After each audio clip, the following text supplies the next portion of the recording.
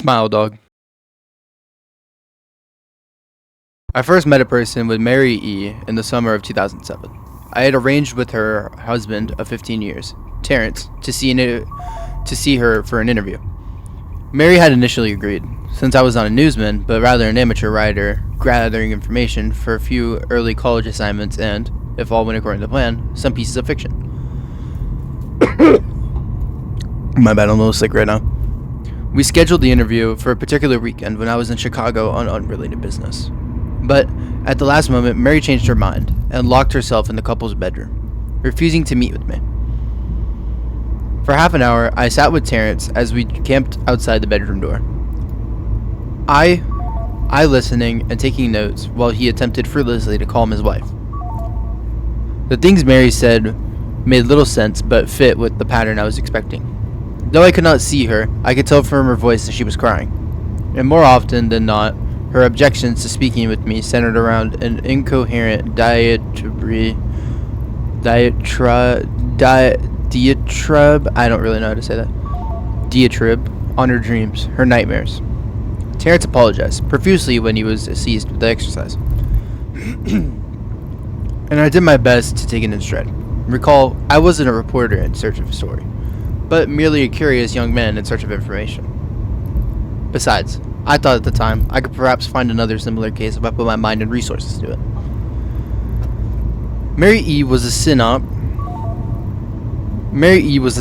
for a small Chicago-based bulletin board system in 1992, where she first encountered smile.jpg and her life changed forever. She and Terrence had been married for only 5 months. Mary was one of the estimated 400 people who saw the image when it was posted as a hyperlink on the BABS. Though she is the only one who has spoken openly about the experience, the rest have remained anonymous, or perhaps dead. In 2005, I was only in 10th grade. Smile.png was first brought to my attention by a burgeoning interest in web-based phenomena. Mary was the most often cited victim. Mary was the most often cited victim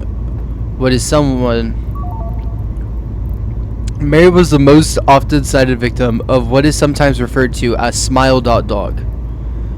That being smile.jpg reputed to display. What caught my interest, other than the obvious macabre elements of the cyber legend and my proclivity towards such things, was my sheer lack of information, usually to the point that people don't believe it exists other than it's a hoax or a rumor.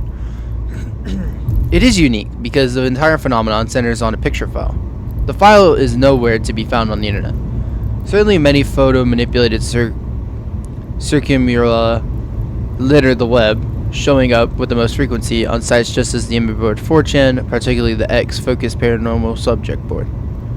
It is suspected that these are fakes because they do not have the effect the true smile.jpg is believed to have, namely sudden onset temporal lobe epilepsy and acute anxiety. This purported reaction in the viewer is one of the reasons the phantom-like dog is one of the reasons that the This purported reaction in the viewer is one of the reasons the phantom-like smile.jpg is regarded with such disdain, since it is patiently absurd. Though depending on whom you ask to recirculate the acknowledged smile.jpg's existence might be just out of fear, as it is out of disbelief. Neither smile.jpg nor smiledog is mentioned anywhere on Wikipedia, though the website features many articles on such other, perhaps more scandalous shock sites as hello.jpg or 2 girls 1 cup, which I'm not going to get into. No. Any attempt to create a page pertaining to smile.jpg is similarly deleted by the encyclopedia's many admins. Encounters with smile.jpg are the stuff internet legend. Mary E.'s story is not unique.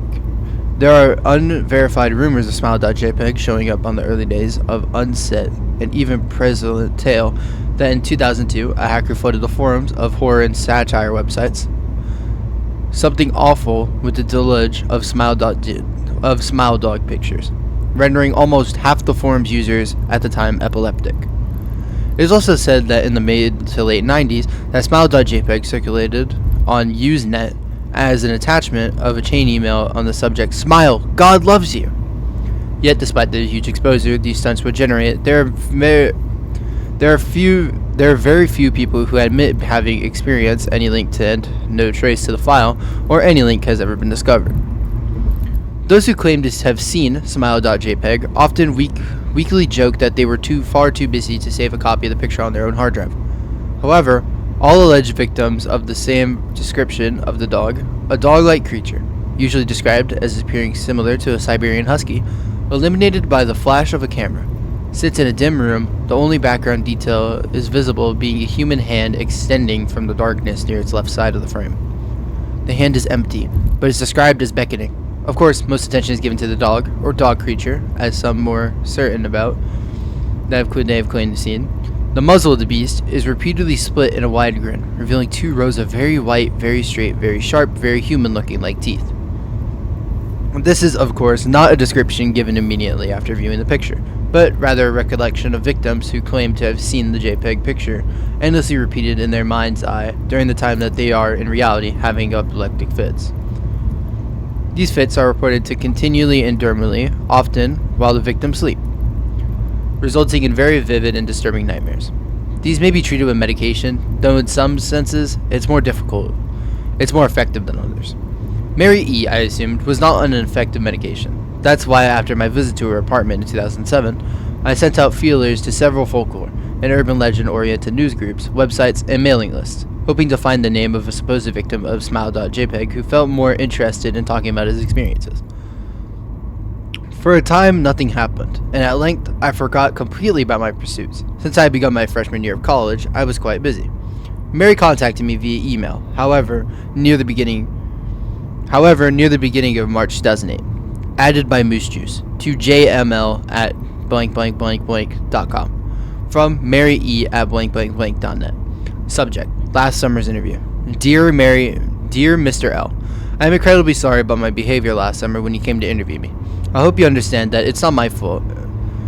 I hope you understand that it was no fault of yours, but rather my own problems that led me to act out as I did. I realized that I could have handled the situation more decorously. However, I hope you will forgive me. At the time, I was afraid. You see, 15 years I've been haunted by smile.jpg. Smile Dog comes to me in my sleep every night. I know that sounds silly, but it is true. There is an ineffable quality about my dreams, the nightmares, that make them more completely unlike real dreams I ever had. I do not move and do not speak. I simply look ahead, and the only thing ahead of me is a scene of that horrible picture. I see the beckoning hand, and I see Smile Dog. It talks to me. It is not a dog, of course, though I am quite sure what it really is. It tells me that it will leave me alone only as I do if it asks. All I must do, it says, is spread the word. That is how it phrases its demands, and I know exactly what it means. It wants me to show it to someone else. And I could. The week after my incident, I received in the mail a Menva envelope with no return address. Inside was a 3.5-inch floppy diskette. Without having to check, I knew precisely what was on it. I thought for a short time about my options. I could show it to a stranger, a coworker. I could even show it to Terrence, as much as the idea disgusted me. And what will happen then? Will Smile Dog kept its word? I could sleep. Yet, if it lied, what would I do? And who was to say that something worse would not come to me if the creature did as I asked? Or fuck. Hold on, let me retry that. Yet if I lied, what would I do? And who was to say something worse would not come to me if I did as the creature asked? So I did nothing for 15 years, though I kept the diskette hidden amongst my things. Every night, for 15 years, Smile Dog has come to me in my sleep and demanded that I spread the word. For 15 years, I've stood strong. Though there have been hard times. Many of my fellow victims on the BBS board, where I first encountered smile.jpg, stopped posting. I heard some of them committed suicide. Others remained completely silent, simply disappearing off the face of the web. There they were. They were the ones I worry most about. I sincerely hope you forgive me, Mr. L. But last summer when you contacted me and my husband about an interview, I was at the breaking point. I decided I was going to give you the floppy diskette. I did not care if Smile Dog was lying or not. I wanted it to end. You were a stranger, someone I had no connection with, and I thought I would feel not sorrow if you took the diskette as a part of your research and sealed your fate. Before you arrived, I realized what I was doing, was plotting to ruin your life. I could not stand the thought. In fact, I still cannot. I am ashamed, Mr. L. And I hope that this warning will dissuade you from further investigation of smile.jpg. You may in the time encounter someone who is, if not weaker than I, then wholly more depraved. Someone who will not hesitate to follow smile.org. Someone who will not hesitate to smile. Someone who will not hesitate to follow Smile Dog's orders. Stop while you are still whole. Sincerely, Mary E. Terrence contacted me later that month with news that his wife had killed herself. While cleaning up various things she had left behind, closing email accounts, and the like, he happened to stumble upon the above message. He was a man in shambles. He wept as he told me to listen to his wife's advice. He'd found the diskette, he revealed, and burned it until it was nothing but a stinking pile of blackened plastic. The part that disturbed him, however, was how the diskette had hissed while it melted. Like some sort of animal, he said. I will admit that I was a little uncertain about how to respond to this. At first, I thought perhaps it was a joke, with the couple belatedly playing me with the situation in order to get a rise out of me. A quick check of several Chicago newspapers' online obituaries, however, proved that Mary E. was indeed dead. There was, of course, no mention of suicide in the article. I decided that, for a time at least, I would not pursue the subject of smile.jpg, especially since I had files coming up at the end of May. But the world has an odd way of testing us. Almost a full year after I had returned from my disastrous interview for Mary E., I received another email. To jml@blankblankblank.com from Elizer82@blankblankblank.com. Subject, smile. Hello. I found your email address through a mailing list. Your profile said you were interested in Smile Dog. I have saw it. It is not as bad as everyone says. I have sent it to you here. Just spreading the word. The final line, smile face. The final line chilled me to the bone. According to the email client, there was only one file attached. Naturally, smile.jpg. I considered downloading it for some time. It was most likely a fake. I imagined, and even if it weren't, I was oh my god. I already too long. Hold on. We got some water. Water break number 1.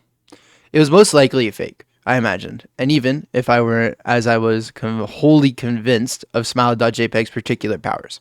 Mary E's account had shaken me. Yes, but she was probably mentally unbalanced anyways. After all, how could a simple image do what smile.jpg was said to accomplish? What sort of creature was it that could break one's mind with only the power of an eye? And if such things were patiently absurd, then why did this legend exist at all? If I had downloaded the image, if I looked at it, and if Mary turned out to be correct, if Smile Dog came to me in my dreams demanding I spread the word, what would I do? Would I live out my life like Mary had, fighting against the urge out until I died? Or would I simply spread the word, eager to be at rest? And if I chose the latter route, how could I do it? Whom could I burden it in turn? If I went through my earlier interaction to write a short article about smile.jpg, I decided I could attach it as evidence, and everyone who read the article, anyone who took interest, would be affected. And even assuming that smile.jpg attached to the email was genuine, God damn, these are some big boy words. And even assuming the smile.jpg attached to the email was genuine, I would I'd be captious enough to save myself in that manner. Could I spread the word? Yes. Yes, I could. So, Smile Dog. Smile Dog was honestly one of the first creepypastas I had ever read when I was a little wee lad, when I was a solid 7 years old. I really don't have much to say on it. It's just a really nice creepypasta, and I'm really glad I was able to read it again. So, yeah, Smile Dog honestly is kind of scary, I will admit. And here's the actual photo, in case you didn't see it in the background. But, yeah, Smile Dog, honestly, 8 out of 10. Not gonna lie. It's a very good and very old creepypasta. Anyways, I'm gonna give it to one of my friends now, so there you go.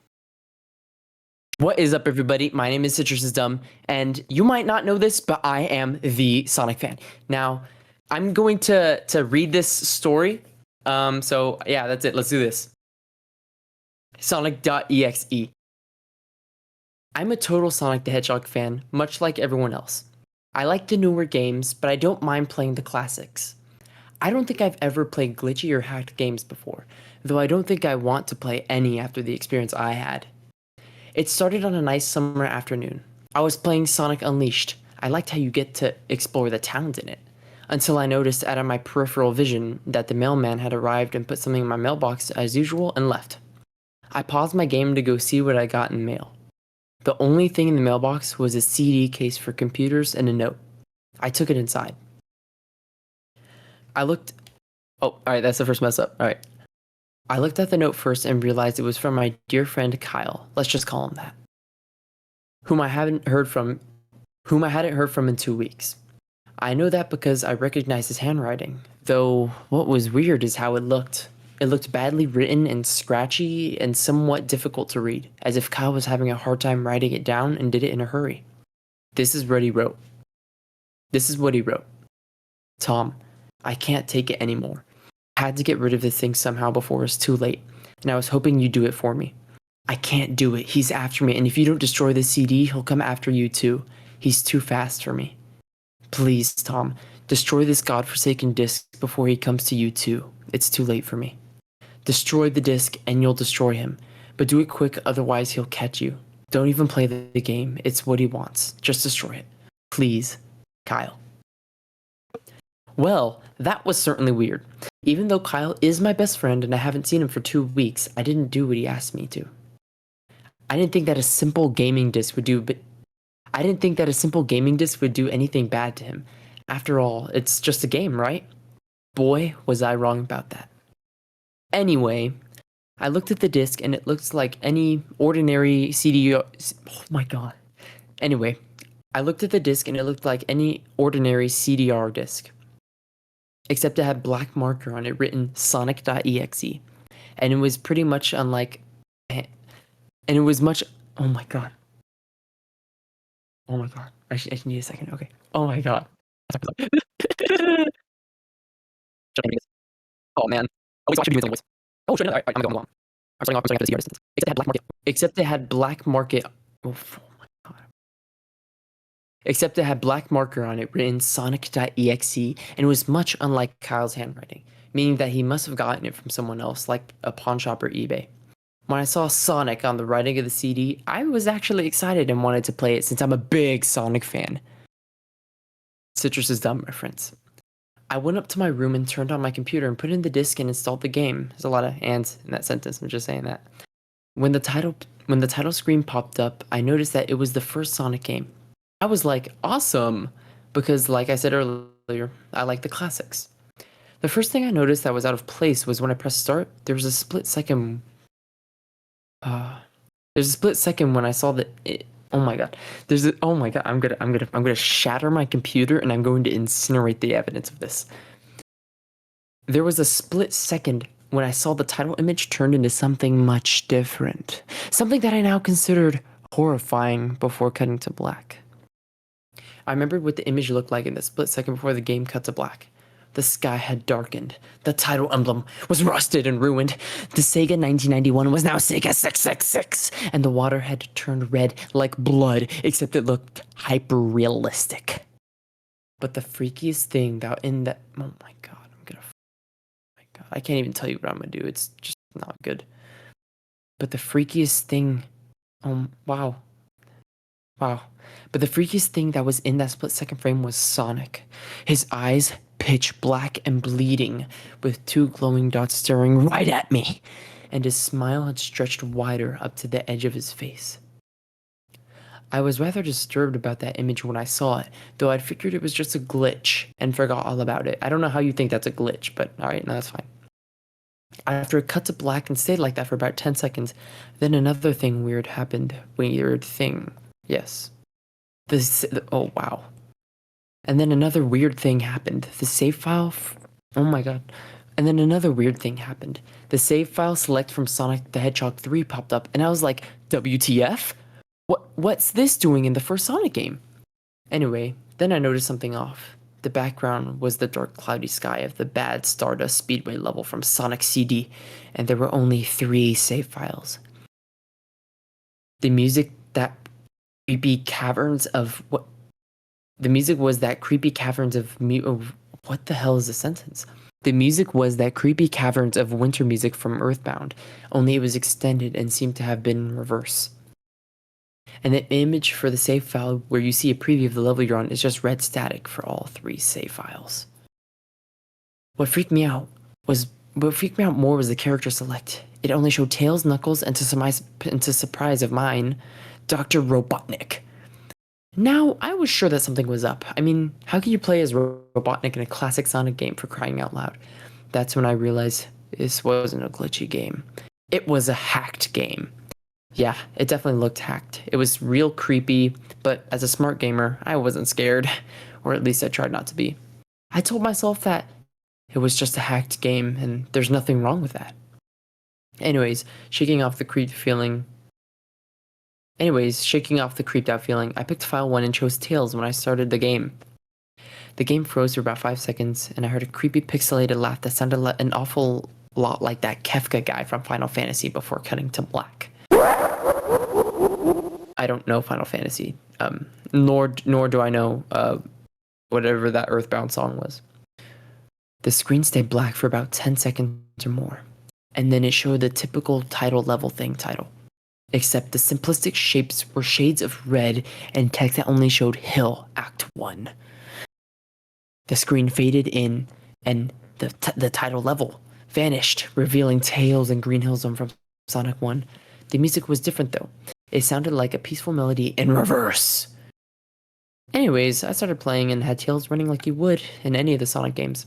What was odd was that Tails was running along the level there, but there was nothing, you know? And then there's like flat ground and a few trees for about like 5 minutes. That was when the peaceful music started to lower down into slow, deep tones, very slowly as I kept going. I suddenly saw something, and I stopped to see what it was. It was one of the animals, named Flickies, lying dead on the ground bleeding. That was when the music started to slow down. Tails had a shocked and saddened look on his face that I have never saw him have before. So I had him move along, and he keeps that worried looks on his faces. As he kept moving, I saw more dead animals as Tails began to move past them, but they were looking more worried as the music lowered and he moved more past more dead animals. I was shocked to see how they all died. They looked like somebody had to kill them in rather gruesome ways. A squirrel was hanged on a tree with what appeared to be his entrails hanging out. A bunny on all 4 of his limbs. Wait, I lied. A bunny had all 4 of his limbs torn off, and a duck had his eyes gouged out and his throat slit. I felt sick to my stomach when I saw this massacre, and apparently so did Tails. After a few more seconds, there were no more animals, and the music seemed to have stopped. I still kept Tails to continue. After a minute passed and the music stopped, Tails is running up a hill, and then he stopped, stopping. It's like when someone doesn't move. It wasn't until I saw why. Sonic was there on the other side with his back against Tails and his eyes closed. Tails looked happy to see Sonic, but then his smile faltered, obviously noticing that Sonic wasn't responding to him. If not acting, he was totally oblivious of Tails' presence. Tails walked slowly towards Sonic, and then what was it? Oh yeah, there we are. And I noticed that I wasn't even moving my keyboard to make a move, so this had to be a cutscene. I suddenly began to have a growing feeling of dread as Tails walked closer to Sonic to get his attention. I felt that Tails was in danger and something bad was going to happen. I heard faint static growing louder as Tails was, but inches ways from Sonic, and stopped and stuck his hand out to touch him. That foreboding feeling in my gut was growing stronger, and I felt the urge to tell Tails to get away from Sonic as the static grew louder. Suddenly, in the split second, I saw Sonic eyes open, and they were black with red glowing dots, just like that title image. Thought there wasn't a smile. Thought was supposed to be though there wasn't a smile when that screen turned black and the static was sound off. Yes. It stayed black for about 7 seconds, and then white text appeared forming a message saying, "Hello, do you want to play with me?" At this point, I was creeped out. I didn't want to continue with the game, but my curiosity got the better of me, and I was taken to a different level with the title now saying hide and seek. This is my knife. We're working on it, being serious. Really. Who's gonna Just tell you that? need a bit of peace and quiet from your incessant yapping. All right, you know what? I need to eat a Thin Mint to continue. There were Girl Scout cookies, and I ate a Thin. A few moments later. This time I was in the Angel Island level from Sonic 3, and it looked like everything was on fire. Tails looked as though he was scared out of his wits this time. He actually looked at me and made frantic gestures to me as if he wanted to get out of this area he was in as fast as possible. I was starting to get freaked out by this. I mean, Tails was actually breaking the fourth wall, trying to tell me to get him out of there. So I pressed down on the arrow key as hard as I could and made him run as fast as possible. A pixelated version of that creepy thing. Okay, I'm going to kill someone. A pixelated version of that creepy theme when you meet Shadow at the Ark as Robotnik from SA2 was playing as I made Tails trek through the desolate forest, trying to help him escape from whatever he was trying to run from. Suddenly, I heard that creepy laugh again. That awful Kefka laugh. I still don't know who Kefka is. Right as 10 seconds have passed as I helped Tails run through the forest, and then I started seeing flashes of Sonic popping up everywhere on the screen with those red and black eyes. The music changed from suspenseful. Wait, oh, I lied. That's not what it says at all. I think I'm dyslexic. The music changed to that suspenseful drowning jingle as I see Sonic behind Tails slowly gaining up on him, flying. Sonic wasn't running; he was actually flying. The flying pose was his sprite, and yeah, the flying pose his sprite was making looks very similar to Metal Sonic's flying pose in Sonic CD, except it was just Sonic and he had the black and red eyes again. Only this time, he had the most deranged looking grin on his face, as if he was enjoying the torment he was giving this poor little fox as he gained up on him. This is so much reading, bro. But my mouth hurts from reading. Hey Siri, ask ChatGPT why is my friend being so mean? Could be stress, misunderstandings, or something personal they're going through. Okay. The best way to know is to ask them calmly and share how their behavior makes you feel. That was from ChatGPT. Jake, your behavior makes me feel like I'm pressured to do this.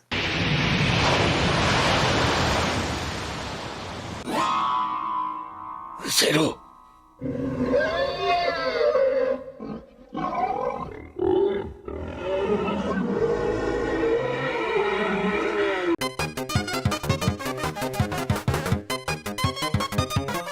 Suddenly, when Tails tripped, another cutscene. The music stopped and Sonic vanished. Tails laid there and started crying for 15 seconds.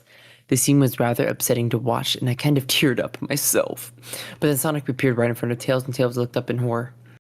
Blood started to come out of those blackened eyes of Sonic. He grew a grin from his face.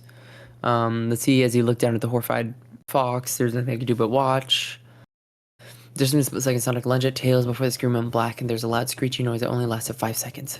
The text returned this time, and it only said, "You're too slow. Want to try again?"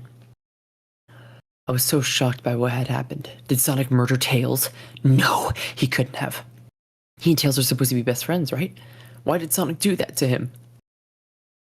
I shook the shock off as I went to... I shook the shock off as I was brought back to the character select.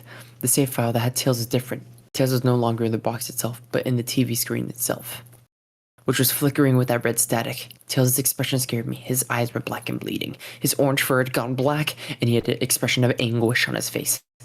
Trying to ignore it, I picked Knuckles next. That laugh came back to the screen, and the screen cut to black again, and stayed there for another 10 seconds. This time the level said, "You can't run."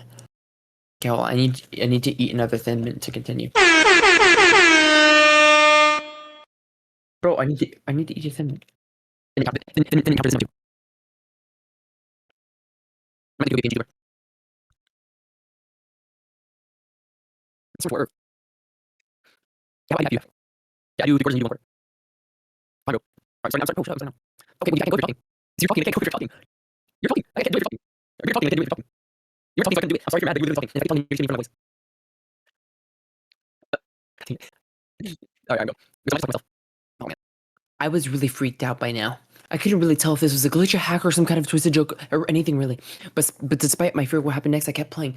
The next level looked much different. It had the ground of Scrap Brain Zone. But the sky background looked like the main menu. It had the reddish, darkish, cloudish, skyish. But it was the music that creeped me out the most. It sounded like Gigius's theme right after you beat Pokey and Earthbound. I don't know any of that. I also noticed that Knuckles looked afraid just like Tails did, though not as much. More rather, he looked a little unnerved. He broke the fourth wall just like Tails, and looked as if he wasn't sure about going on, but I made him move anyway. He ran down the straight pathway in this dark level, and as he did, the screen started to flicker, a red static, and a couple times it did that, and then the maddening laugh came again. Then, after a few seconds of running, I noticed several bloodstains on the metallic ground. I felt a sense of growing fear, thinking something horrible is going to happen to Knuckles. He looked nauseated walking down this red blood-stained road, but I kept him going, stained. Suddenly, as Knuckles ran, Sonic appeared right in front of him with those black and red eyes. And then red static appeared. When the static vanished, showing nothing but black screen with text saying, "Found you." I was now scared. Sonic found Knuckles already? What is going on? Anyway, red static came again, and when I was back to the level, Knuckles looked like he was panicking, and Sonic was nowhere to be found. And this time, that high-pitched squealing from Silent Hills 1's bosses was playing. I don't know that either. Was this some kind of boss battle with Sonic? I hope to God it wasn't, honestly.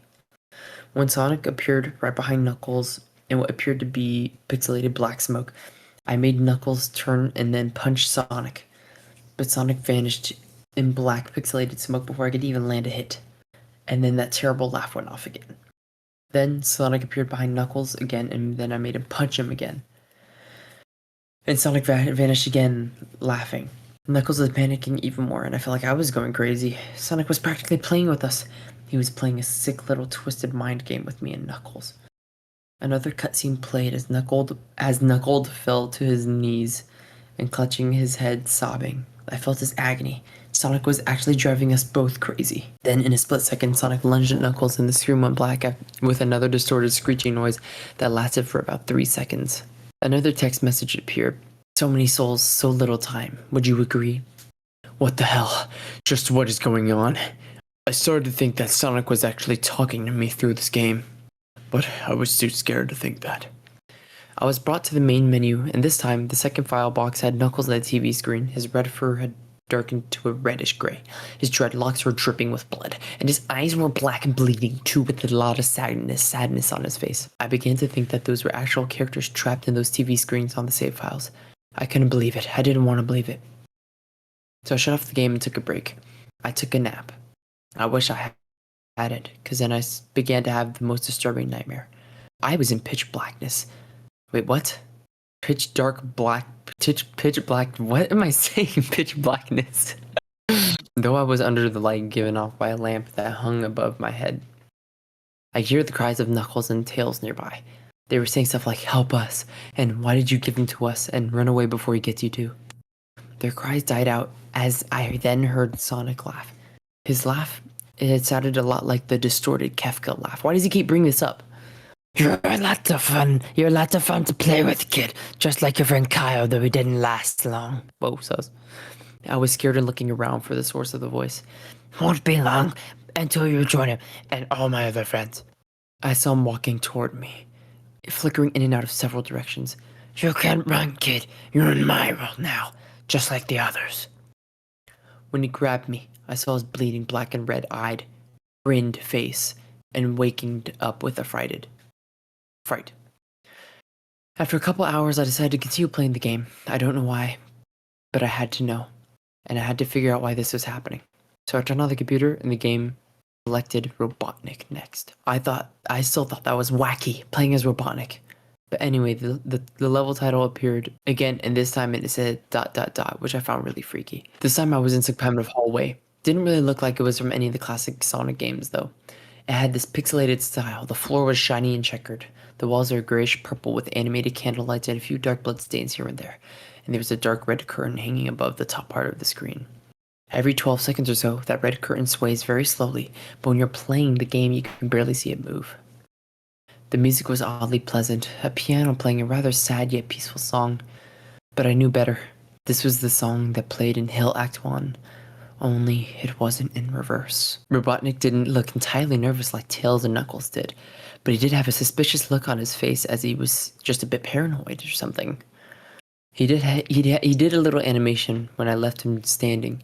He turns his head to the left and then to the right at least twice and then shrugs at me, as if he has no idea where he was or what was going on. Even though I was scared out of my mind about what was going to happen, I had Robotnik continue onward. He did his usual running animation, you know, when you've beaten him at the end of a classic Sonic game and you chase him, as we continue going down through the hallway. Then I stop at a long flight of stairs leading downward. Now I was nervous. Even Robotnik seemed unsure of himself, though, as I pressed onward. I led Robotnik down the stairs. I tried to go back with Robotnik, but he just always fell on the stairs. I noticed that the walls have gotten darker and more reddish. The red torches are now an eerie blue, like Sonic blue. Then we landed on another hallway. This one was longer than the last one, or at least it felt like it. And then we headed down another flight of stairs down. When Robotnik landed onto the third hallway, I noticed he looked really creeped out, though he tried to hide it. I couldn't blame him. I was scared too. Suddenly, Sonic popped right out in front of Robotnik, the same way he did Knuckles, and then red static. The static only lasted for about 15 seconds, and then it showed me the most unpleasant image. The image showed a hyper-realistic of Sonic standing— ooh, I smell something good downstairs, sorry. In the darkness, where you could see only his face, while his head and torso faded into black. And when I say hyper-realistic, I mean it looked so real you could actually see the lines in his blue fur, as if you could actually feel the fur if you touched the screen. His face. Oh god, he had the most horrifying smile I've ever seen. And that's saying something considering I saw the image at the start of the game. Ooh, you're tough. His eyes were wide and black, and once crying blood again, which also looked hyper-realistic. There were two small glowing red dots, and those black eyes staring right at me, as if staring into my mind. His grin was wide and demonic. It literally stretched to the side of his face like a Cheshire cat. Except Sonic had fangs, very sharp fangs. I stared at that gruesome image for a good 30 seconds, never taking my eyes off of it.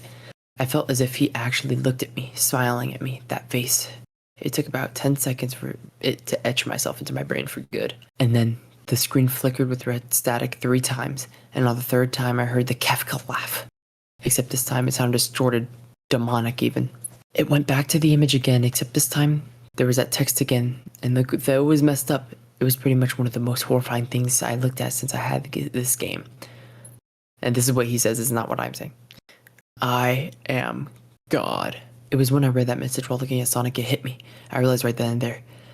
Then it stopped showing nothing but black screen. As I sat down staring at the black screen, one last text came up. Ready for round 2, Tom Wosos.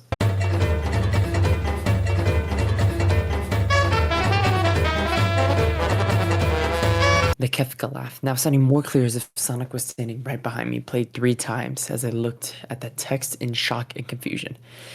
Then I got booted back to the main menu, and this time, the 3rd file had a TV image of Robotnik in the same tormented state as Tails and Knuckles. Robotnik's skin turned a dull gray, his mustache drooped and his eyes had blackened, and his glasses broke and blood is coming from them, and he had a mere dead expression on his face. Oh, I burped a little bit, that was good. I looked at Tails, Knuckles, and Robotnik, and I cried a little bit. I pitied them for the agony they're going through. They were forever trapped within the game, forever tormented by that horrid hedgehog, and always will be. The red static popped once again, and quickly, an image of Sonic and Tails moving in some hellfire, and the sky being red.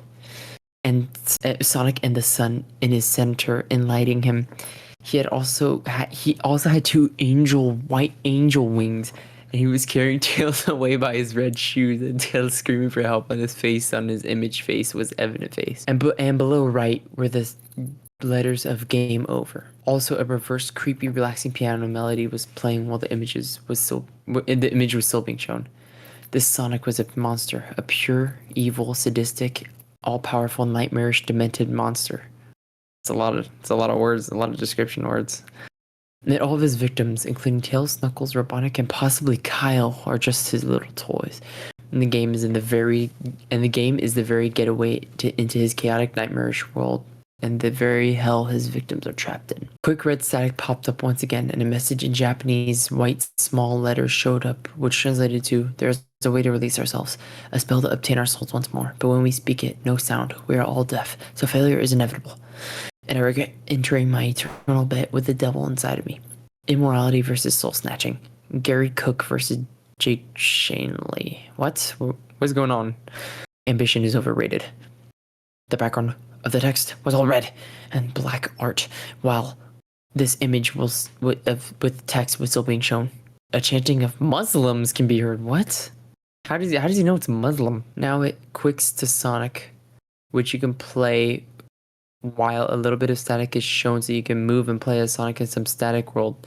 And then I move forward to see mutilated body in a stick with big white letters stating, "You had the chance to comply. Now you've come too far." And as I walk away from that, there is a mechanical metal grabber / claw grabbing a small but mutilated body with red drop dripping off. As I keep walking, I see another one while a skeleton face pop up. But Sonic gameplay is still being seen, and then the skeleton face disappearing. Also in this unknown level, music is somewhat smoothing as it's creepy also. Like metal being scratched combined with whistling and more. How would I explain it? In the second claw, I see them looking the same as the earlier one. A text next to it in the big white letters shown stating, "Can you hear them? There, ...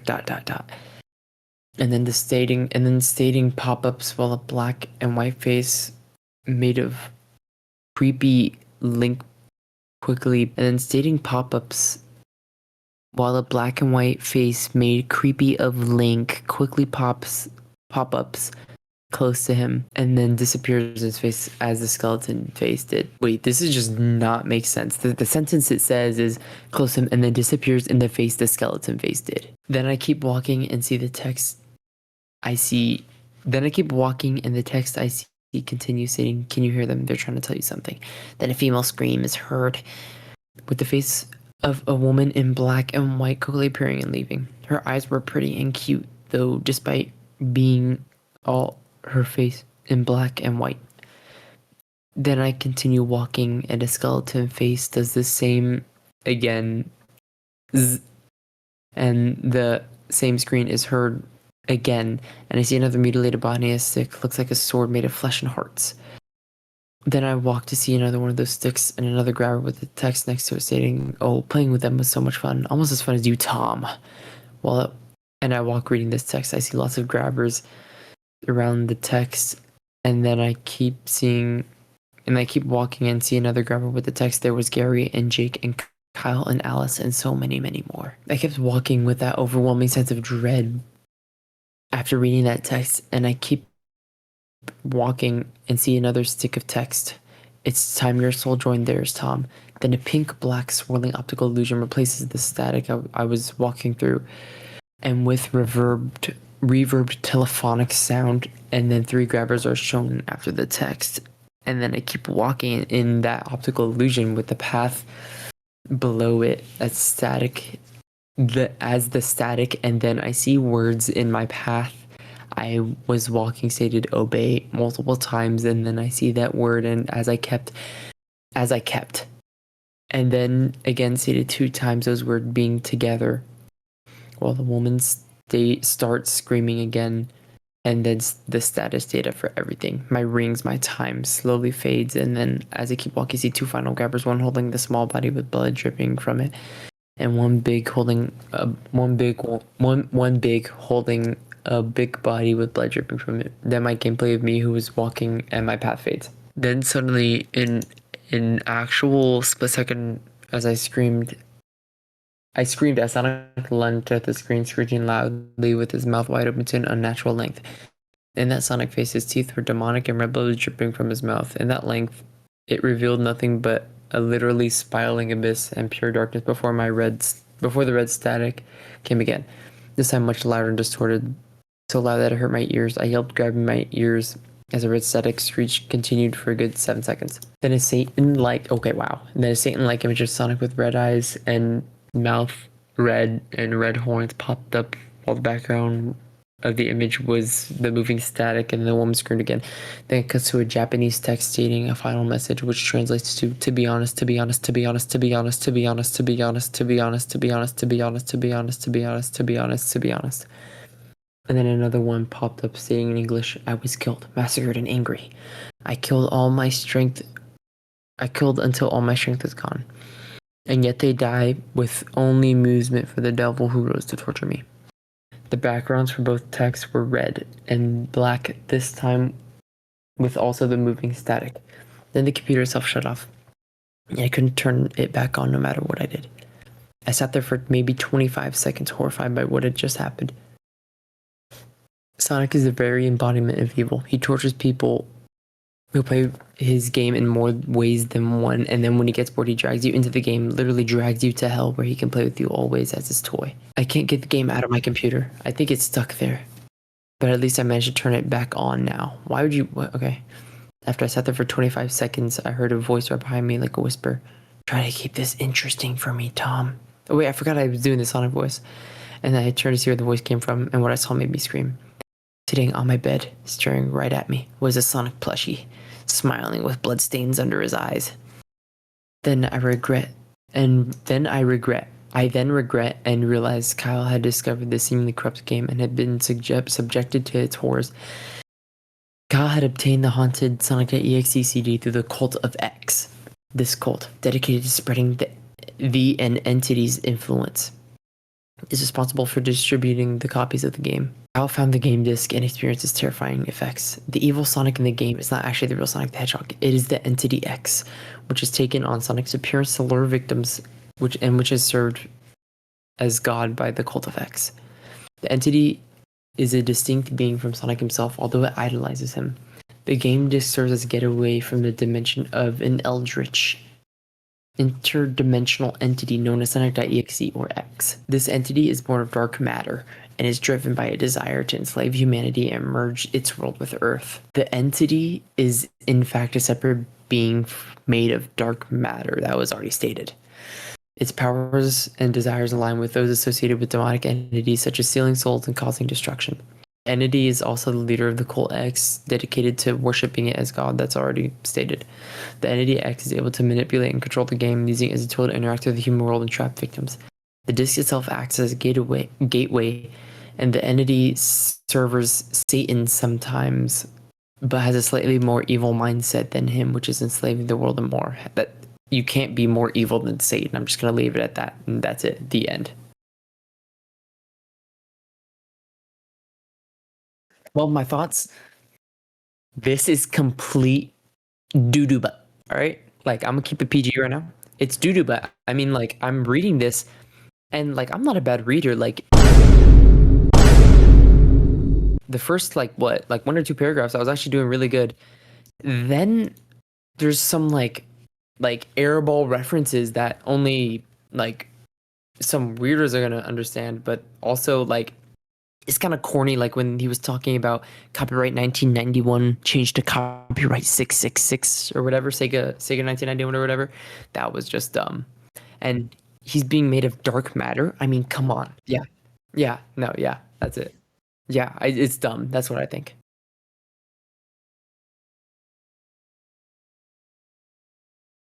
So, that was my friend Luke. Citrus is dumb. Seriously, go subscribe to him. He's like one of the best YouTubers. He actually got me into YouTube and everything. So please, go subscribe to him. So, after sonic.exe, we now have Rap Rat. So, let's get right into it, shall we? Rap Rat. Ever heard of a nightmare? Like a lot of the other games in the 90s, it came with the VHS, which you timed with your play. The character on the video would give you instructions on what to do while in the game in real time. Being a scaredy cat, I refused to play it when my mom bought it for us. My brother was disappointed about not being able to play Nightmare, but my mom had a solution. She brought out Rap Rat. It was a cheap, dingy little thing catered to kids my age. You went around the board, collected cheese, and the first player to reach the end would win. It seemed simple and reminded us of Mousetrap, which we didn't have. There were no objections. We popped the movie into the VHS and set up the board. The first part of the video was a simple explanation of the rules of the game, and as well as instructions on how the game worked. Then Rap Rat came onto the TV. He was not what any of us had been expecting. My smaller brother, who was only 3 at the time, immediately left the room crying. The rat did not even resemble a rat. The ears were far too big. It had a mouth aligned with 2 teeth, and the inside of the mouth looked almost swollen. The striking part about the thing was its eyes. They were large, glassy, and fish-like. I asked, then bothered, then begged my mom to turn it off. Rap Rat suddenly shouted, screaming and wailing, saying, "Wait your turn!" in a demonic, low-pitched voice that was not like his obnoxious, narcissical voice. In the background, we could hear the narrator saying, "He's Rap Rat, and he's the boss," over and over again in an overly serious tone. The video was indescribable. Image crossed the screen in quick succession, overcut with Rap Rat's expressionless eyes. The images were some of the things I was afraid at the time. A person looking over a balcony, a hornet slowly stinging someone's eye, and an extreme close-up of a tarantula, a pit full of writhing cobras, and a bloodified syringe filled with green fluid. We immediately turned the video off, and I ran out the room screaming, slamming my door. It took my mom 20 minutes to convince me that the video was gone, that I would never, ever see it again. I had nightmares all week about Rap Rat. That wasn't the last time I saw Rap Rat. While my girlfriend and I were preparing a movie together, I was cleaning out the closet of my room and found Rap Rat again, with the same VHS and the same board game inside. It was almost perfectly intact, save for a thick layer of cobwebs and dust bunnies on top of it. This was strange. Didn't my mother get rid of it? And what was the game doing in my room? I let out a big gasp when I found it, and my girlfriend came in the room, asking what was the matter. Breathing harshly, I said, "Rap Rat." She laughed a bit, asking if it was a joke. I shook my head, explaining that it wasn't. She didn't believe me. Nobody did. And I decided that the only way to prove it to her was to show her the video. I borrowed my neighbor's VHS and played the video for her. However, the images had changed. I saw a clown, its nose bursting and spraying blood onto the screen. I saw a woman alone in a dark room. I saw a man being forced to pick up a white hot metal and hold it in his outstretched hand, and, turning his hand to a leathery mess, the scratching I heard as the child continued, picking up louder and louder. Then Rap Rat showed up and began twisting and convulsing, its arms thrusting this way and that. The costume wasn't a costume anymore. The felt was real fur. Its face wasn't plastic, but instead a bristle of thorns with teeth. The eyes turned inwards and suddenly popped out again. Rap Rat's huge fish eyes were inside out, staring right at me, watching my every move, my every expression. It grinned wide and gestured at my girlfriend and I with a single outstretched inhuman hand. I could hear the faintest scratching at my front door. The TV went blank and showed static. The scratching got louder. It wasn't scratching anymore, but thumping. The thumping of tiny feet on wood. My girlfriend embraced me in fear, and my senses kicked in. Before anything else can happen, I stopped the video, ejected it, and unplugged the VHS. The scratching stopped. When I looked out the living room window, nothing was there.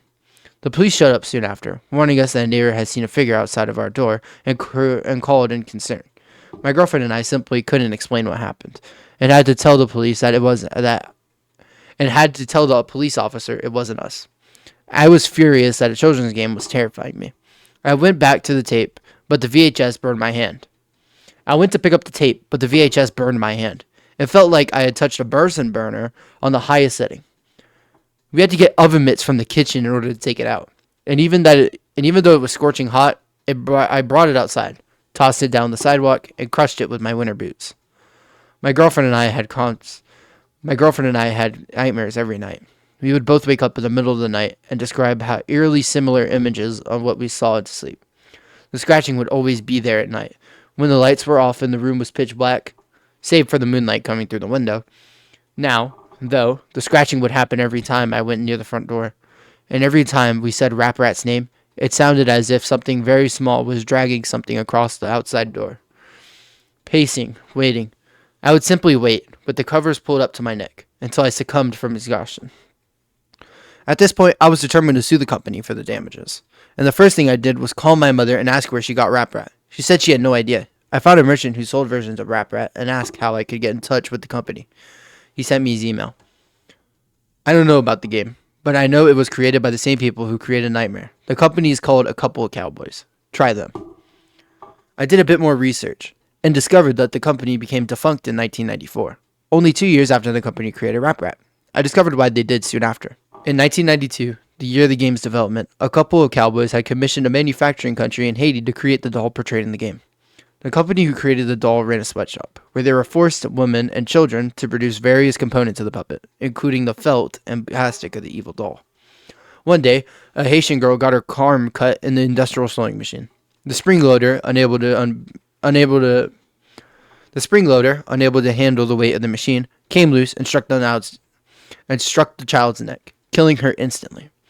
After a few days after the funeral, the mother of the child came to the factory, demanding to see the owner, who denied that he had anything to do with it. In a fit of rage, the mother said that the blood from the innocent would seep into every crevice of the doll, every component which it was created, and all who touched it would die. She claimed to have summoned a fear demon and screamed at the top of her lungs, "Apprat will curse you." The owner simply laughed and told his corporate bosses about Apprat. They spread the joke from person to person, and the game was eventually renamed Rap Rat, a loose anonym of Apprat. Each recitation of the name Apprat brought with it a greater and greater curse. Only 2 years after Rap Rat was created, the company was shut down and the owners hired by Mattel. There were stories of the workers begging for days off, skipping work for weeks and weeks, finding the puppet in strange places. Sooner were the stories of suicides, grim, violent suicides, in which workers would stab their hands and burn themselves to death, writing, "I am fear," on the nearest surface in blood. Nobody knows where the Rap Rat doll went after that, after the original creators disappeared. Some say that the last thing the victims saw before they were going insane were large, sunken, fish-like eyes. Now, there are three words of warning. 1. Never ever say Apparat out loud. Saying a demon's name out loud is an invitation to them, a calling. If you have already done this, it cannot be undone. 2. Do not try to speak or contact Apparat. 3. Avoid being awake between 3:30 a.m. and 4 a.m. when Rap Rat is most likely trying to scare you. The VHS is back. I thought I stomped on it, smashed it to Kingdom Come, but it's back. I found it in my sock drawer yesterday. This time I was ready. A whole bunch of people have been contacting me, trying to get the tape or some sort of video from the board game. My answer to you is that it's too dangerous. If I did that, it could very well drive me insane. Scare you to death. The video in the game, and Rap Rat itself, has some sort of strange power.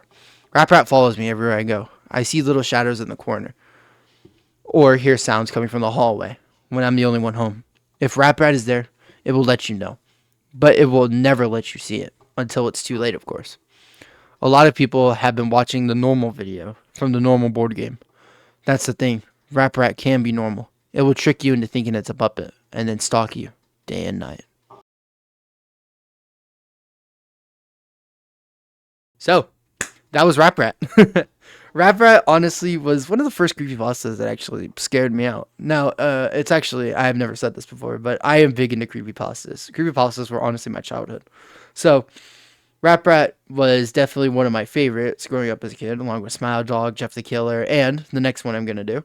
But Rap Rat was genuinely the first one that genuinely terrified me. I thought it was real. And honestly, I'm not going to lie, but every time after I did a line, I looked behind me to make sure it wasn't real. Anyways, I'm going to give it to one of my friends now, my other friend. His name is Justin, and I will give it to him now, and y'all go listen to him. Hello guys, my name's Analyzer. I'll be reading today I Hate You, the Mario creepypasta. I'm not good at pronouncing my O's and W's that well, so I'm gonna start. I hate you. This is about what I assume to be a previously undiscovered alternate ending of Super Mario World for the Super Nintendo. In 1996, I received my first computer as a birthday gift. I've been on the internet before, had used computers before.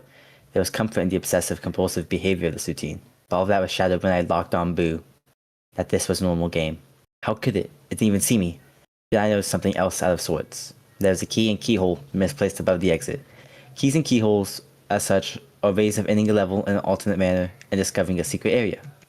Still, this didn't belong there and I knew it. For a moment, I considered the fact I'd actually broken a ROM file from overuse. After taking a screenshot specifically to show all of you Mario Bros fans out there, I picked up the key and opened the door, figuring the game would seize up and I'd have to restart it. Instead, it opened up a new path on the map selection screen, a whirlpool next to Bowser's already creepy head cave thing. I pressed the right arrow and moved onto the whirling drain. Oh, gee no. This didn't really strike me as odd, because if you're familiar with the Mario World game, there's an area called Star Road that you may know has similar names. Just stuff like Tubalor and Awesome, and all manner of dumb words and phrases. Most of the areas were called Vanilla Force 1 and Donut Mountain 3, and all that, but there are a few maps with odd names like that. What did concern me though was Mario's expression: surprise, shock, fear. I entered the map. Oddly enough, the whirlpool in the middle of a lake began, with the standard castle entry animation. Mario walked up to a castle door, looked up, and then went in. I could tell it was underwater though, because of the bubbles that periodically emerged from the sprite's mouth and floated to the top of the screen. Inside the castle, it started to look more and more like I was in fact experiencing a glitch. There was no room to jump, no room to do anything but run left and right. I must have gone right for 10 to 20 minutes, just holding the B button and running along at full speed. After a while, I ran into one or two blind boos in the darkness above, then 3 or 4, then the screen was full of them. They just kind of hung there, but nothing. They wouldn't chase me if I turned my back. As with the previous blind boo, if I made any noise, like Mario's jump sound, they would just kind of shudder a bit, like they heard the sound of Mario's movements, but couldn't do anything about it. Then something made me stop and turn the other way. Now I knew beyond a shadow of a doubt that this map was designed specifically to screw with the player, not because the giant bleeding bill was hemorrhaging profusely from his face, but because it's inescapable. There's really no way to avoid being killed by it, as you can clearly see above. That is, unless you're like me and you have the game genie cheats on hand. I switched on the code for permanent invincibility. I let the bleeding bill chase me for a while when I was invincible, just to get a good look at the thing. I stopped and killed it with my invulnerable touch, only when I saw a message that hadn't been there when I passed before. I hate you. That kind of creeped me out, but on the other hand, it was kind of interesting because it meant this was definitely a map that was supposed to exist. There was some sort of plot element here, something undiscovered. What did it mean? Who hated me? King Koopa seemed the obvious answer, or maybe just a ghost. When you're in a haunted castle that you found by the way of a haunted ship, a bloody-looking hate message isn't so unbelievable. I saw it again as I approached some giant boos. I was thankful that the blind boos ended at this point, because the more I watched them shudder, the uneasier I felt, more empathetic toward them, etc. The thankfulness ended when I turned my back on the giant boos and this happened. Giant boos with faces I hadn't seen before. They always looked mad at being awakened, angry that you were invading their haunted houses across the Mario World Island. This was different, and they looked gleeful, demented. I could see right down the throats, which seems odd given the lack of detail their mouths usually displayed. And yes, of course, I'm going to address the message you saw in the picture. I want you to die. I don't know why. Am I supposed to? Who's asking? I let the giant boos touch me, and they died like the bleeding bills, of which I encountered two. Despite any attempt to scare the player, I knew that being invincible meant invincible, no matter what they threw at me.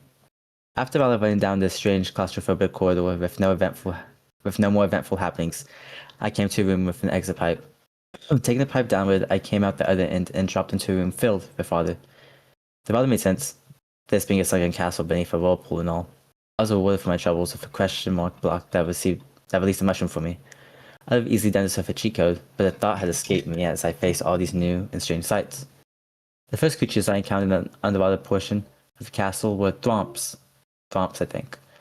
Unless you've been living under a rock since the mid-80s, you know thwomps are stone-like square creatures that hang from the ceiling and fall whenever you come near. They try to crush you, essentially. Well, these thwomps lined up in a tight row, dropping repeatedly and randomly with no real trigger or any sense of logic. They would just wait or drop whenever they seemed to feel like it. It also looked like these thwomps had been very successful thwomps. More cartoony blood. This was getting pretty unusual for the Mario Bros. Franchise, which I didn't recall seeing blood in at all. Now I seen it used 3 times. The bloody bills, the messages, and he's perpetually smashing grinding knobs who are working their victims who, enter pulp, forever. In the hammering effects of the water, I walked slowly under these tanks, making sure every single one touched me and died. There were almost 30 of them in a row. The sight of them mindlessly crushing over and over again just made me hate them with an unsettling intensity. What's weird is that the blood caused Mario to slide as if he were on an ice level.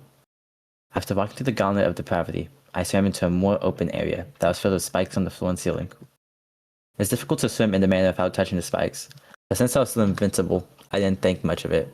I avoided them more for fun than out of any sense I'd be damaged. It stopped being fun really fast though. Now I knew some of what was going on. The bloodiness of the thrombs were unendingly spattering. It was other Marios, past Marios that had tried to traverse this level and failed, like Subaru. I had to admit that this was an excellent touch. Even if it was a bit ghoulish, whoever had designed the map actually broke the fourth wall and showed you the bloated, motionless depths of the player's own careless treatment of Mario's tiny life. The bodies only floated straight up and down a tiny bit, as if to show the effects of a light current. It was genius. I couldn't believe I might be the first and the only person to ever see this. I toyed with the idea of taking more than one screenshot. I just presented to you, basically so all of you reading this could enjoy the secret map as much as I had, especially just be a little touch. But without swimming, without kicking, or moving in any way, dead Mario started to come at me like torpedoes. The faces remained blank and blue and dead, but they moved with astounding speed. They angled and positioned and worked all sorts of unique trajectories that left me almost nowhere to move. They continued coming at me, swarming, and backing up to try again. I just couldn't bring myself to let them touch me. I moved with more speed and skill than I'd ever exerted, frantically trying to keep Mario free of the drowning victim that seemed dead set on rocketing straight into him. When I finally reached the purple exit pipe you see above, there had to be 10 of those things right behind, pitching, turning, and chasing. I entered the pipe as fast as I could, thankful that it worked properly, and had Mario out of the situation in a heartbeat. The corridor that followed was empty. Thankfully, it was just a blue underwater hallway of sorts, with nothing to avoid or kill. It was boring and predictable, like the game had been all these years, which brought back a sense of safety. At the end of the hallway, I came to a standard pair of doors. You'd enter to face the final boss. Beside the doorway, a mushroom power-up. I didn't touch that. Poop. Going to the door was as you'd expect. Typical change of map views occurred, and Mario was standing on the ubiquitous bridge over boiling lava. Or had it been blood all along? When Mario walked out onto the bridge, however, there was no boss creature. Instead, Mario immediately looked to the side and froze. I couldn't control him anymore. He just stood there. Keep looking until you see it. I didn't see it at first, so I don't expect you to notice it right away. If you still haven't spotted a thing, look in the third window from the left. That's not FYI, that's not usually there. Mario seemed to regain his composure and looked back and forth slowly, surveying the room. There was still no boss, and I still couldn't control him. So I stopped trying and just watched. This went on and on for it seemed like forever. Nothing happened. Then a familiar face walked in from the right, dressed in green, tall and angry. It was Luigi. Mario recoiled in horror.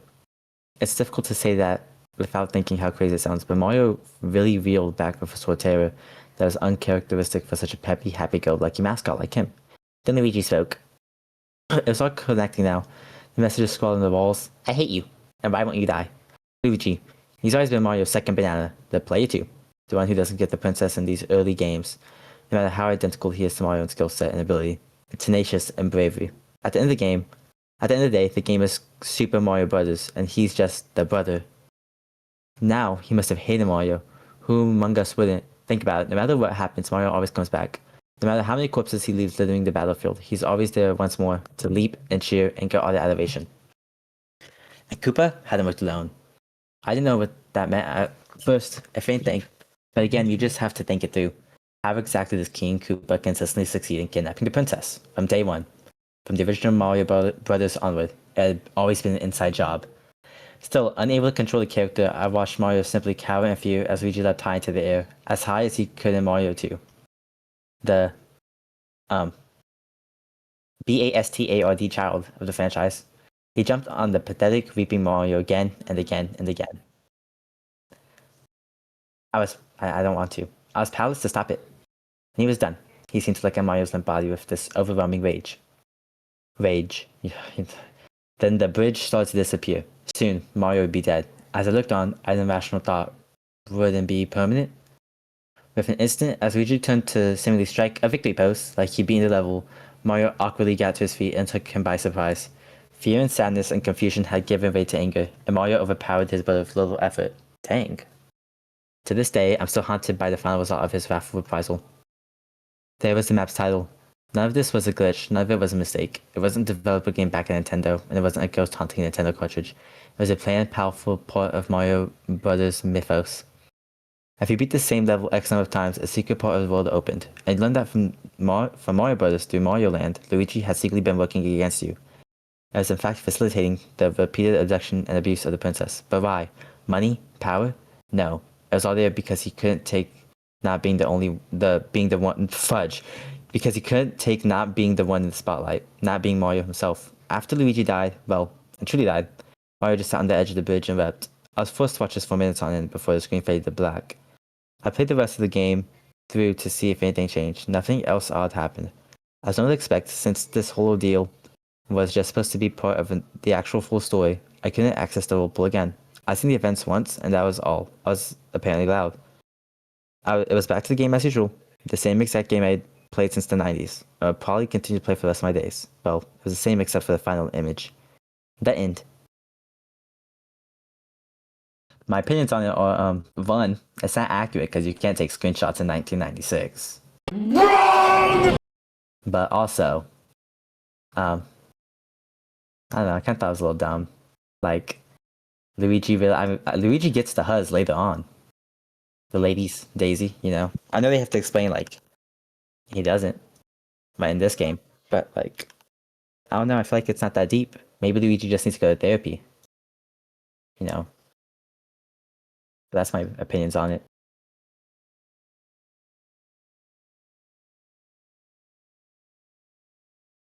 What's up, YouTube? It's Bubba the Booey here. We're going over the creepypasta Candle Cove. Ooh. Let's start it now. Candle Cove. Sky Shell 033. Subject: Candle Cove, local kids show. Does anyone remember this kids show? It was called Candle Cove, and there must have been 6 or 7.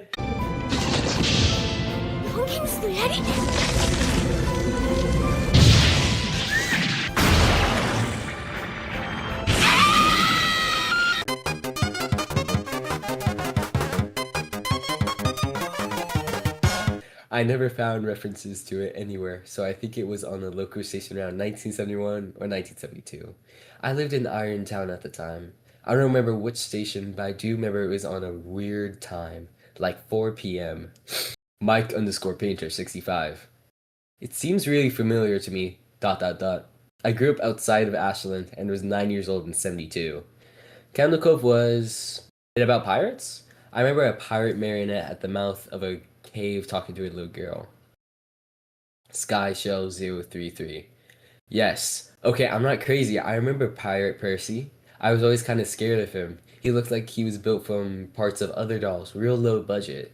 His head was an old porcelain baby doll, looked like an antique that didn't belong on body. I don't remember what station this was. I don't think it was WTSF though. Jaren_2005. Sorry to resurrect this old thread, but I know exactly what show you mean. Sky Show? I think Candle Cove ran for only a couple months in 71, not 72. I was 12 and I watched it a few times with my brother. It was channel 58, whatever station that was. My mom would let me switch to it after the news. Let me see what I remember. It took place in Candle Cove, and it was about a little girl who imagined herself to be friends with pirates. The pirate ship was called the Laughingstock, and Pirate Percy was a very good pirate because he got scared too easy. And there was Calliope music constantly playing. Don't remember the girl's name, Janice or Jade or something. It was Janice. I think it was Janice. Sky Show 033. Thank you, Jaren. Memories flooded back when you mentioned the Laughingstock in Channel 58. I remember the bow of the ship was a wooden smiling face with the lower jaw submerged. It looked like it was swallowing the sea, and it had awful Ed Wynn voice and laugh. I especially remember how jarring it was when they switched from the wooden/plastic model to the foam puppet version of the head that talked. Mike underscore painter 65. Ha ha ha, I remember now too. Do you remember this part, Sky Shell? You have to go inside. Sky Shell 033. Ugh, Mike, I got chill reading that. Yeah, I remember that. That's what the ship always told Percy when there was a spooky place he had to go in, like a cave or a dark room where the treasure was. And the camera would push in on Laughingstock's face with each pause. You have to go inside. With his two eyes askew, and the flopping foam jaw, and the fishing line that opened and closed it. It just looks so cheap and awful. You guys remember the villain? He had a face that was just handlebar mustache above a really tall, narrow teeth. Kevin underscore Hart. I honestly thought the villain was the pirate Percy. I was about 5 when the show was on. Nightmare Fuel. Jaren underscore 2005. That wasn't the villain. The puppet with the mustache. That was the villain's sidekick. Horace Horrible. He had a monocle too, but it was on top of the mustache. I used to think that he meant he had only one eye. But yeah, the villain was another marionette, the Skin Taker. I can't believe that they let us watch back then. Kevin underscore Hart. Jesus H. Christ, the Skin Taker. What kind of kid show were you watching? I seriously could not look at the screen when the Skin Taker showed up. He just descended out of nowhere on strings. Just a dirty skeleton wearing that brown top hat and cape. And his glass eyes that were too big for his skull. Christ almighty. Sky Shell 033. Wasn't his top hat and cloak all sewn up crazily? Wasn't that supposed to be children's skin? Mike underscore painter 65. Yeah, I think so. I remember his mouth didn't open and it closed. His jaws just slid back and forth. I remember the little girl said, "Why does your mouth move like that?" And the Skin Taker didn't look at the girl, but at the camera and said, "To grind your skin." Sky Shell 033. I'm so relieved that other people remember this terrible show. I used to have this awful memory, a bad dream I had, where the opening jingle ended, the show faded in from black, and all the characters were there, but the camera was just cutting to each of their faces and they were just screaming. And the puppets and marionettes were flailing plastically. And it's all just screaming, screaming. The girl was just moaning and crying like she had been through hours of this. I woke up many times from this nightmare. I used to wet the bed when I had it. Kevin underscore Hart. I don't think that was a dream. I remember that. That was an episode. Sky Show 033. No, not possible. There was no plot or anything. I mean, literally just standing in place, crying and screaming for the whole show. Kevin underscore Hart. Maybe I'm manufacturing the memory because you said that, but I swear to God, I remember seeing what you described. They just screamed. Jaren underscore 2005. Oh God, yes, the little girl Janice. I remember seeing her shake and the Skin Taker screaming through his gnashing teeth, his jaws careening so wildly. I thought it would come off its wire hinges. I turned it off, and it was the last time I watched it. I ran to tell my brother, and we didn't have the courage to turn it back on. Mike underscore painter 65. I visited my mom at a nursing home today. I asked her about when I was little in the early 70s, when I was 8 or 9, and if she remembered the kid show Candle Cove. She said she was surprised I could remember that, and asked why. She said because I used to think it was so strange that you said, "I'm gonna watch Candle Cove now, Mom." And then you would tune the TV to static and just watch dead air for 30 minutes. You had a big imagination with your little pirate show.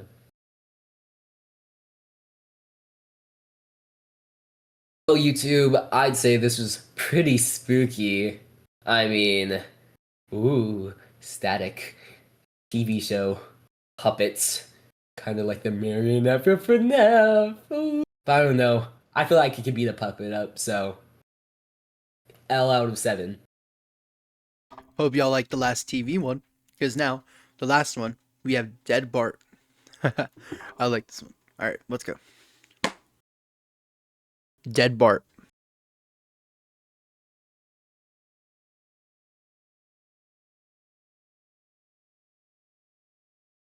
You know how Fox has a weird way of counting Simpsons episodes?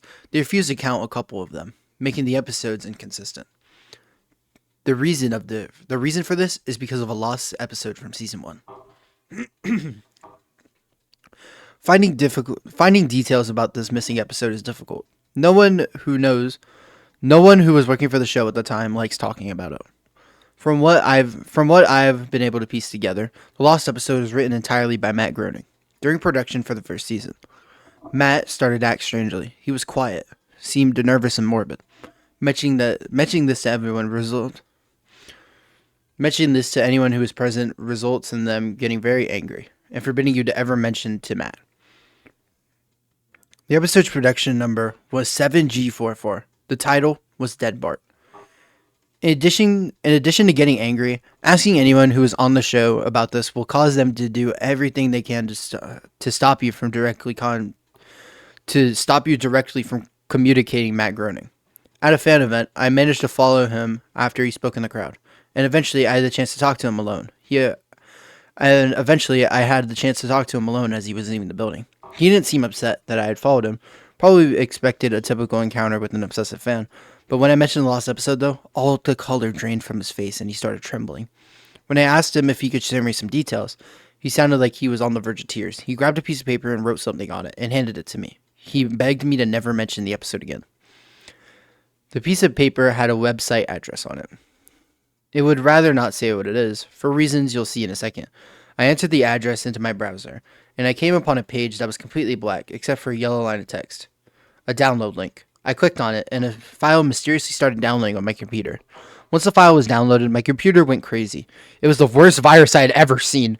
System restore didn't work. The entire computer had to be rebooted. Before doing this, I copied the file onto a CD. I tried to open it on my now empty computer, and as I suspected, there was an episode of The Simpsons on it.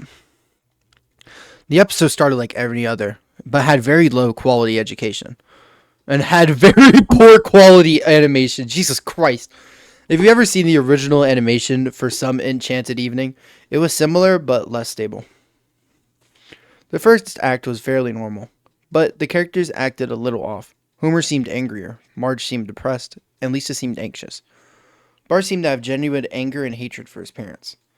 The episode was about the Simpsons going on a plane trip. Near the end of the first act, the plane was taking off. Bart was flying around, as you expect. However, the plane was about 50 feet off the ground. Bart broke a window in the plane and was sucked out. At the beginning of the series, Matt had an idea that animated the style of the Simpsons world represented life, and that death turned things more realistic. And that was used in an episode. The picture of Bart's corpse was barely recognizable. They took full advantage of it not having to move, and made an almost photorealistic drawing of his dead body. Act 1 ended with the shot of Bart's corpse. When Act 2 started, Homer, Marge, and Lisa were sitting on the table crying. The crying went on, and it got more pained and sounded more realistic. Better than you would possibly think. The animation started to decay more as they cried. And you could hear murmuring in the background. This crying went on for all of Act 2. Act 3 opened with a title card saying 1 year later. With the title card saying 1 year had passed. Homer, Marge, and Lisa were skeletally thin, and still sitting at the table. There was no sign of Maggie or the pets. They decided to visit Bart's grave. Springfield was completely deserted, and as they walked to the cemetery, the houses became more and more decrepit. They all looked abandoned, and when they got to the grave, Bart's body was just lying in front of his tombstone, looking like it did at the end of Act 1. The family started crying again. Eventually they stopped, and just stared at Bart's body. The camera zoomed in on Homer's face. According to summaries, Homer tells a joke at this part, but it isn't audible in the version I saw. You can't even tell what Homer's saying. The view zoomed out as the episode came to a close, and the tombstones in the background had the names of every Simpsons guest star on them. Some that no one had heard of in 1989. Some that haven't even been on the show yet. All of them had death dates for them. For the guests who had died since, like Michael Jackson and George Harrison, the dates were when they would die. You could try to use the tombstones to predict the death of the living Simpsons guest stars, but there's something odd about most of the ones who haven't died yet. All their deaths are listed on the same date. So, Dead Bart. This was probably the second lost episode creepypasta I ever came across. The first one is Max and Ruby, whatever that one's called, I forget. But if you were wondering why I was reading so poorly, it's because I did this all in one day in the span of 2 hours, and Mayhem Mountain took up almost an entire hour. So yeah, I've honestly started to read a little bit worse because Mayhem Mountain ruined my head. So honestly, I think that's a great place to stop for now. So if you really did like this video, however how long it is, and if you got to this point, congratulations. You're super cool. I know my mic just peaked there, but my bad. Sorry about that. And yeah, I don't really have much to say other than I'm glad I came back after around probably like 6 months, 7 months. But yeah. Seriously, I hope y'all enjoyed this video, and seriously, go subscribe to every single person you see on here besides Bubba Gold. He doesn't have a channel and refuses to give it to me. And yeah. So, anyways, thank y'all for watching. I will see y'all later. Y'all are beautiful and y'all are lovely, and goodbye.